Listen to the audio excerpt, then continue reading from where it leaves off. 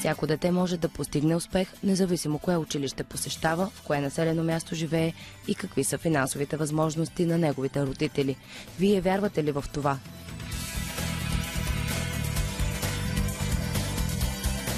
Те вярват. Цветомира Цветанова, на 28 години. След икономическия техникум в Червен бряг учи маркетинг в София, после в Гърция. Завършва стопанско управление в Пловдивския университет. Работи като заместник управител в гръцко-българска фирма. Вярва, че при силно желание и високи цели всичко е постижимо. Тази вяра иска да предаде и на българските деца по класните стаи. Сава Ангелов, на 24 години. Завършва Френска гимназия, а после и икономическия университет във Варна. Като студент е вице-председател на местната секция на ISEC. Води часове по финансова грамотност в Прага. Вярва в потенциала на българските ученици, че всички сами сме отговорни за съдбата си и има амбицията да предаде този начин на мислене на децата, с които работи. Екатерина Василева, на 24 години. В училище изучава чужди езици. Завършва психология в Софийския университет. За година учи и живее в Германия. Вярва, че светогледът на учениците може да бъде обогатен благодарение на млади, креативни и ангажирани учители. Иска тя да е част от тях и да даде своя принос за промяната на образованието. Общото между тези учители е, че са млади, мотивирани и оценени. Избрали са съзнателно тази професия, обичат я и с много ентусиазъм изпълняват ролята на будители в наше време.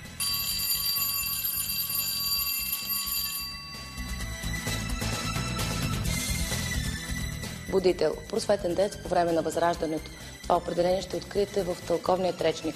Първоначално като будители се определят религиозните, просветните и революционните дейци от българското възраждане през 18 и 19 век. В 21 век новите будители са в класните стаи. Вместо революционното знаме и перо в ръцете си държат дневник и маркер за училищната дъска. Но мисията им остава същата – да възродят вярата в духовното израстване на нацията, да променят нагласите към и на новото поколение и да изберат българското образование за свое призвание. Имах възможността преди около 2 години да работя за кратко с едни дечица, които ме вдъхновиха и всъщност ме накараха да си дам сметка, че за мен е много важно и много смислено да се работи с деца и да избера тази мисия. За съжаление, учителската професия знаем, че не е най-предпочитаните сред младежите под 25 години. Но пък трябва да намираме начина да я направим такава. Смятам, че това е една възхитителна професия. Майка ми е учителка, баба ми е учителка и винаги съм изпитвала страхотно уважение към хората, които се занимават с това. Факт е, че условията, в които работим, са трудни, че стават все по-трудни, но за мен това е начинът, когато влезем в системата и се опитваме по някакъв начин отвътре да направим нещо. Това за мен е изключително смислено и ме кара да се чувствам мотивирана, тъй като виждам своя ефект, макар и малък, все пак. Тези учители са част от проекта "Заедно в час". Искаме да убедим максимално много хора в това, че много качествени, много амбициозни, мотивирани хора влизат всъщност в учителската професия, наистина с желанието да работят за успеха на всяко едно дете и да показваме на хората, че талантливи хора искат всъщност да стават учители и да показваме, че те наистина могат да бъдат изключително успешни, да се развиват страшно много в тази професия и да постигат и те своите си професионални успехи. Ако училището не е максимално забавно, то всичко друго става по-интересно и детското внимание се насочва извън класната стая. Затова младите учители търсят начини да направят материала по-атрактивен. Алтернативните подходи за преподаване, освен по-забавни, са и по-ефективни. Идеята е учениците да вярват в себе си още в най-ранна възраст. Ако мислите, например, че в първи клас се учат само ченгелчета, цифри и букви, грешите. Тези деца търсят решение на проблеми, с които възрастните трудно се справят, като опазването на горите от незаконна сеч, от пожари или замърсяване. Кажете, вие какви решения измислихме? Ние измислихме да ограждаме огъня с камъни. Чудесно, за да не се разнася из гората, за да не се палват дърветата и да пада. Ние измислихме да рециклираме, за да предпазваме дъвчетата и животните. Това, че са взели последната буква от азбуката само преди няколко дни, не спира децата да пишат. Те вярват, че могат, а учителката им вярва, че с времето ще поправят грешките. Важното е да не се страхуват да опитват. Обичам да пиша и да имам много шестици. Това, на което ме научиха децата, е, че всъщност те са един много необятен извор и те са много по-знаещи, можещи и всъщност понякога това, което ние правим възрастните, може би най-голямата грешка е, че подхождаме с по-ниски очаквания към децата. Това не бива да се случва. Точно обратното, очакванията ни към децата трябва да бъдат много високи, защото те наистина могат да надскачат себе си. Работата в екип дава по-добри резултати, но дава и нещо по-важно – умение, което трябва цял живот. Да бъдеш отборен играч. Не винаги е лесно, дори и за 7-годишните. И понякога, когато, примерно, госпожата ни чете някаква приказка и ни я чете до средата, ние трябва да измислим край и да го изрепетираме там. И понякога се караме кой каква ролята е. Всеки иска да е главна роля? Да.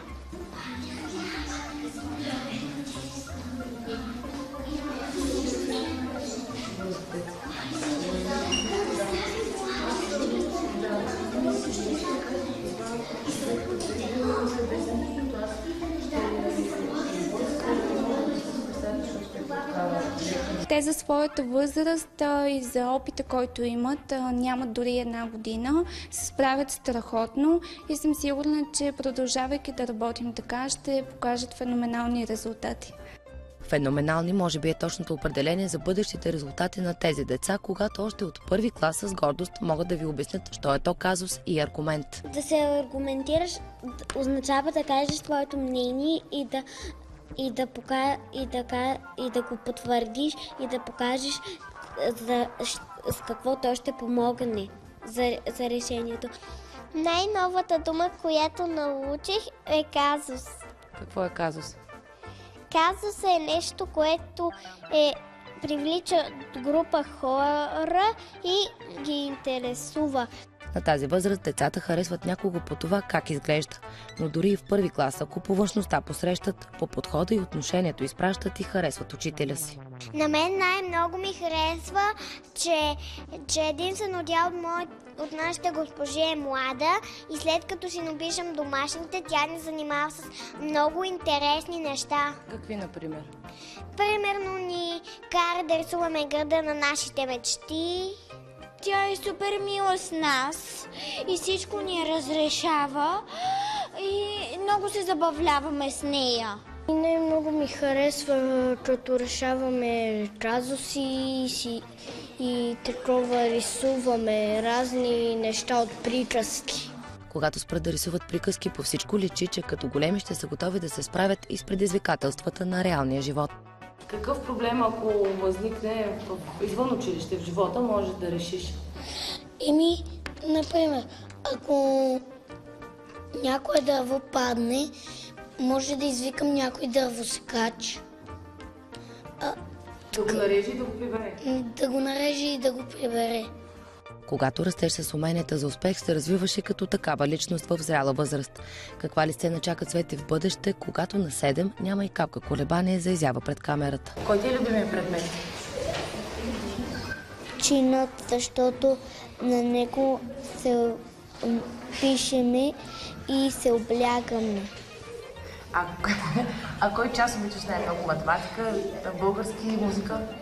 Музика, защото аз много песни имам любими. Любимата ми песен е Ела, мила пролет. Дай малко. Ела, о мила пролет, на щъркови крила, децата ти се молят. Ела, ела, ела.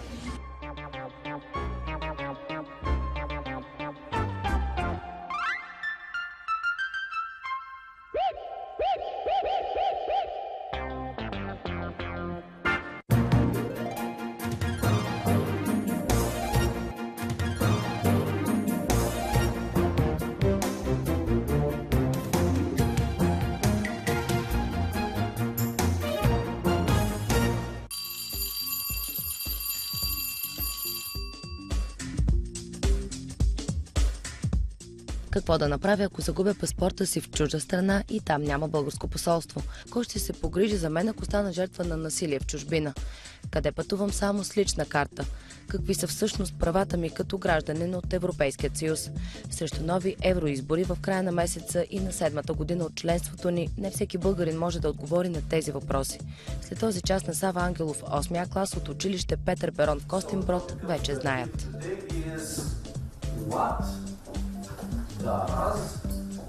The EU do for me. Какво казахте, че е EU? European Union. И тук принципът на работа по отбори действа с пълна сила.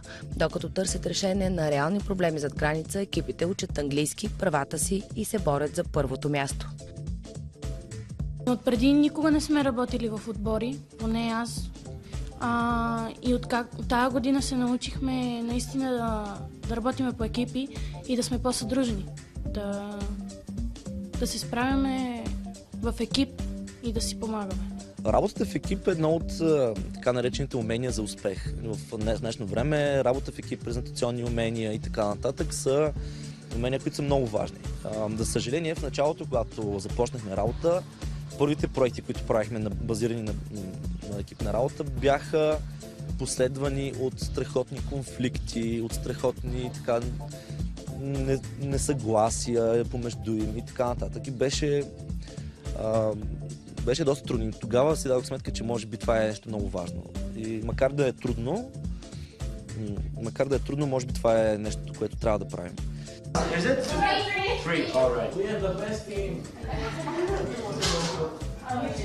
Отборът, получил най-малко точки на тази задача, има шанс за реванш в следващите игри. Така губещ няма, но спортната злоба поддържа състезанието. Това, което лично аз целя най-много с методите и с всичко, което правя, е да ги накарам да си повярват. Защото те са страхотни деца, те са можещи, умни, но по една или по друга причина имат много слаба вяра в собствения си потенциал. И мисля, че това е нивото, на което най-много съм успял да променя нещо, ако съм успял. Мисля, че все по-рядко чувам изрази от типа аз не мога, това ми е страшно. Той е много ентусиазиран и винаги знае как да ни покаже какво може да направим. Винаги казва, когато ние кажем не можем, той винаги казва вие можете, всичко може да направите, вие сте умни и такива неща винаги ни говори. Ентусиазмът е заразителен. Отборите с радост правят блог и записват видео на английски за него. Така прилагат теорията от иначе по-скучния учебен материал. Бил съм и в други училища, но имало съвсем откачени учители, така да кажем. Но този учител наистина извадихме голям късмет. И просто гледам с си да се възползвам, когато съм в този час от него, колкото мога да измъкна. Самият учител е просто, той използва нашите интереси срещу нас, за да учим. Пример ще дам пример с една игра, която и той играе същата и каза, че трябва да изкара, например, шестица, за да играем. Да, и използва интересите ни, за да постигнем нещо. С времето, когато трябваше да си пишем домашните, той вмъкна тези плюсове и минуси, когато не носим домашно минус, когато носим плюс. И според тези плюсове имахме и оценки. Господин преподава по много по-различен начин, колкото е в учебника, за да ни стане интересно и за да ни е много по-лесно на нас.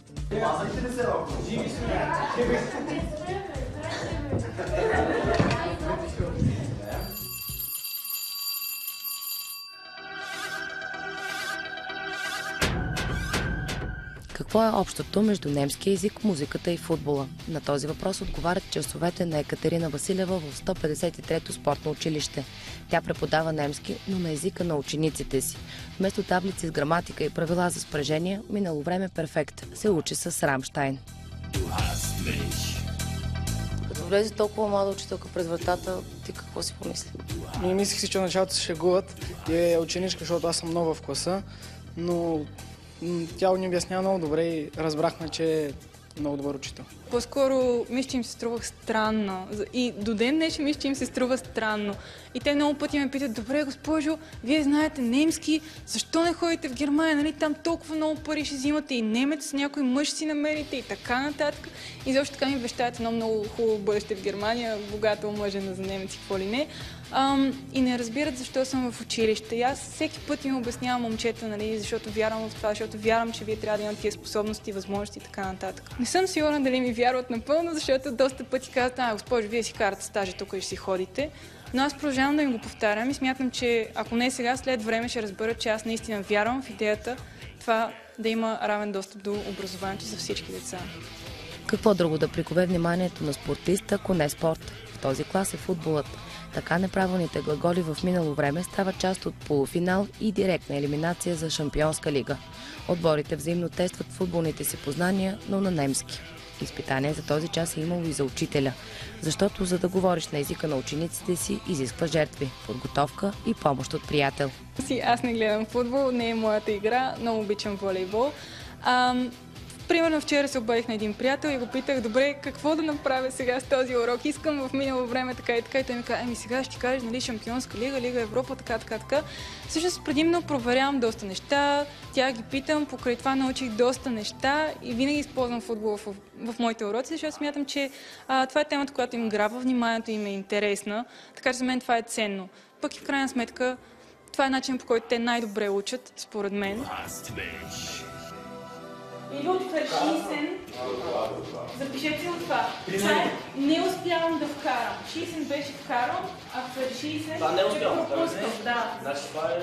До сега не е било чак толкова интересно на друг език да го обсъждаме, защото ние само, освен на български и на английски, да обсъждаме спорт, до сега на немски не сме говорили. Пък и не са се занимавали така с нас до изминалите 4 години или 3. Всички учители ни оставяха на произвола на съдбата, както да го кажем, и не научавахме много немски, но сега за първ път сме толкова доволни, че има толкова добър учител.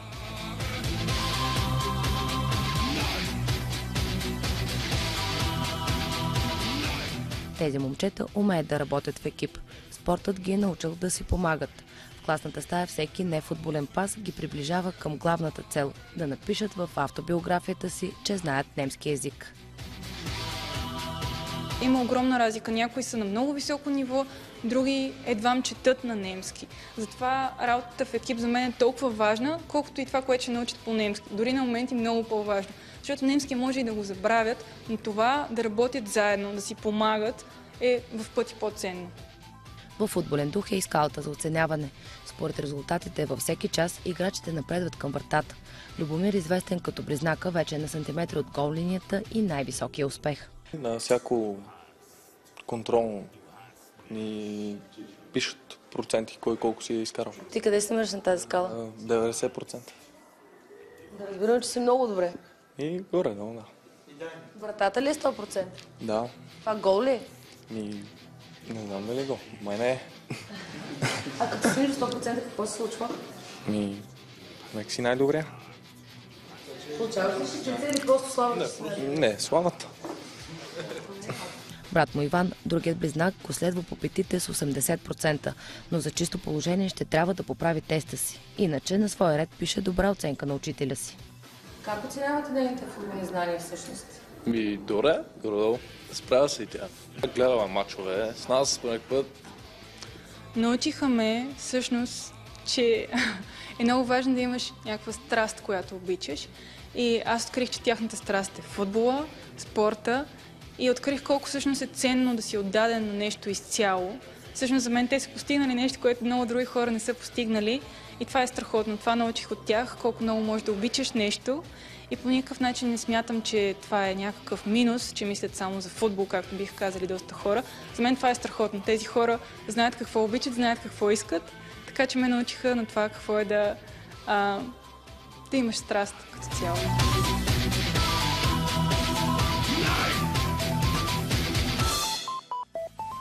Вече сме в епохата на интернет и знание на клик разстояние. Учителят е по-скоро регулировчикът, който да насочва към потока от информация. Ученикът не е като този преди 20 години. Мисли по друг начин и има друг подход към знанието. В наше време знанието не е ценност само по себе си. По-висока стойност имат уменията да работиш с информацията, която е достъпна навсякъде. От една страна се опитват чрез работата в класната стая да им покажат всъщност кои са нещата, за които могат да мечтаят и допълнително вече да ги убедят в това, че си заслужава да направят крачката, усилието да им докажат, че те наистина могат да успяват, за да си кажат, аз наистина мога да постигна това нещо в моя живот. Допълнително, чрез работа в различни групи, работа в екип, развиването на техни така комуникационни умения, общуване с други хора, под формата на това да изнесат презентации или да работят по различни проекти и извънкласни дейности.